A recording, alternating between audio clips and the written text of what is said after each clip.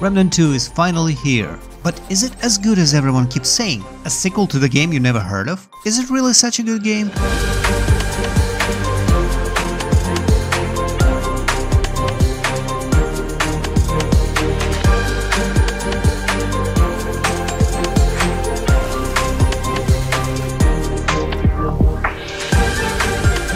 Well, yeah, it actually is. But why? Why is it so good? Well, mostly because Remnant did save all the best elements from the first game, which is actually second in the series, making this one third, even though it says Remnant 2 in the name. But anyway, let's start from the beginning. Long ago in a distant land. What? Get out of here, I already did it last time. Long story short, Remnant from the Ashes was created from the scrap Gunfire game had after Darksiders 3, and it actually outperformed their expectations. So, as you know, you need to strike while the iron is hot, and time will show if it was a good idea or not. This time you will play as a traveler, so I guess Wanderer finally got lost somewhere in the labyrinth. Just like the last time, you can create your own character, with a list of options. It is not the most detailed editor, but again, this game, helmets exist, so it's not that important. But if it's really bothering you, there is an option actually in the menu to hide helmet from your character. Another Remnant game, another grandpa.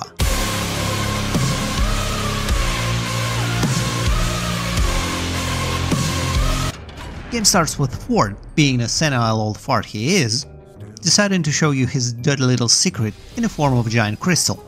But then he immediately changes his mind and tries to tell you to blow it off completely to seal it from the world. And jump into it himself. Clementine was also hiding not far, and Crystal decided that would be a nice snack. Pizza time. And now you need to go through alien worlds to find both of them. And that's pretty much it. Along the way you will find a way to stop Root again, even though in the first game you kinda already did. Twice, nonetheless, but I guess it wasn't enough. But it doesn't feel like a complete story. I mean, worlds are amazing. Quests, events, overall story of every world is top-notch. The emptiness and loneliness of Nerude and feeling of decay and Lawsome is very immersive, even though you can clearly see the inspiration for those realms. But they don't seem too connected to the main plot. It feels like one team designed both new realms, and only after that they realized that they need somehow to tie them all together. Oh yeah, and it's a Remnant game, so by the end you would probably have more questions than answers. This is an Unreal Engine 5 game, so it does look good. It is not outstanding or anything, but it is good. On the plus side, it's not going to warm up your house while you're trying to finish another boss.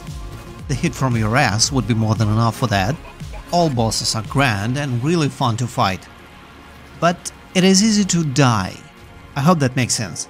As for the music, well, it is there. I mean, it's immersive music, so it fits scenes perfectly, but you wouldn't look for it online, and you wouldn't add it to your Spotify to blast it while you're running around with scissors, or whatever you do with your free time. Except for the main theme.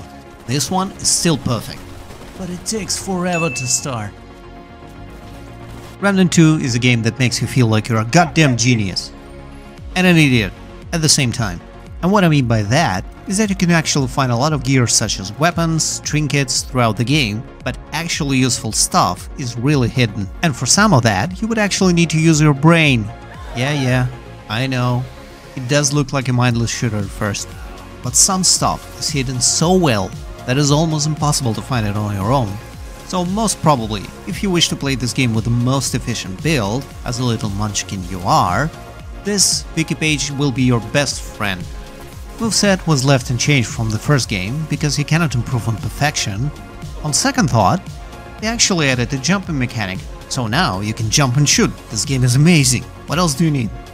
So what? Does this mean this game is perfect? Not exactly.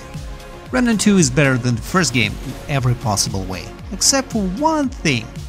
Trade cap, which is actually a weird decision, as your arsenal was expanded for almost everything else compared to the first game. Armor now is 4 pieces instead of 3.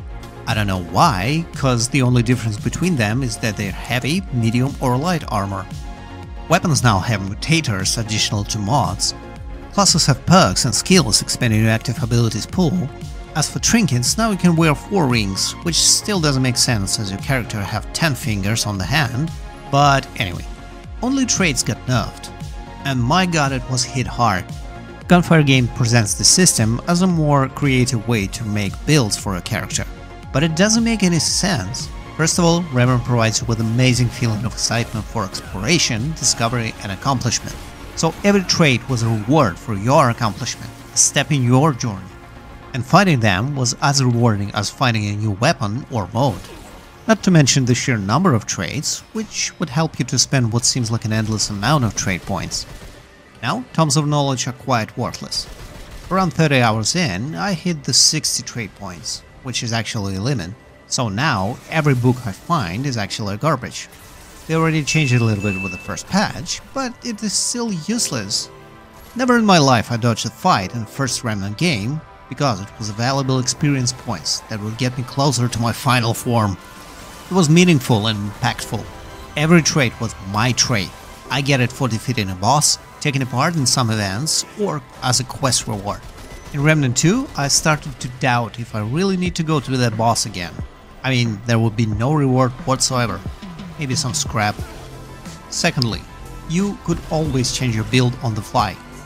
And yeah, Gunfire Games already changed the respect mechanics, so now I don't need to go back to Word every time I want to change traits. But is it really necessary?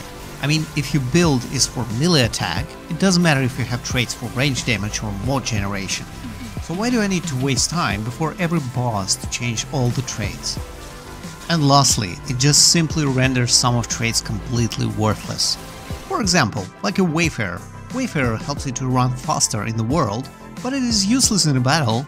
And more experience points? Really? What for? To get more useless notifications for phantom trait points? So what, should I respect before and after every boss? The trait system was developed for the first game, without limitations in mind. And it was working perfectly as such. But as soon as you introduce them, it breaks. And yeah, I know it's not such of an issue because traits in this game are actually worse than they were in the first game. You wouldn't find traits to increase your damage output or change your critical chances, or even damage, but it still looks like a useless change for an amazing game. And why? What for? It doesn't make any sense. This significantly limits your desire to play more than necessary. You got the traits you need, and you don't want or need to waste your time with others. Another addition is relics. They are designed to take the place as a grinding element, but they are kinda worthless? I mean, yeah, they will be getting stronger, but the main issue is that you don't actually have any control over it. You never know which room would be upgraded, so you just need to get lucky? Yay, fun. Mostly you wouldn't care. Either you would get runes that wouldn't fit your playstyle, and in that case you would switch to different build, or you just don't give a thing. Mutators on the other hand, now these are good. And what do you know, you can actually upgrade the one you want, not just random ones. Beside the main issues, there are some minor ones, like being still not working properly, few graphic bugs, and some weapons don't work with mutators. But it's 2023, so this game is pretty much deserves a medal. I mean, I was able to start the game without requiring a few patches prior. Looking back at all what I said, you probably think that I don't like this game too much. But it is not the case. I'm bashing this game not because it's bad, but because it could be even better. So yeah, Remnant 2 is almost a perfect game. If you don't care about maxing your attributes and you just want to have a great time exploring new worlds, this game is for you.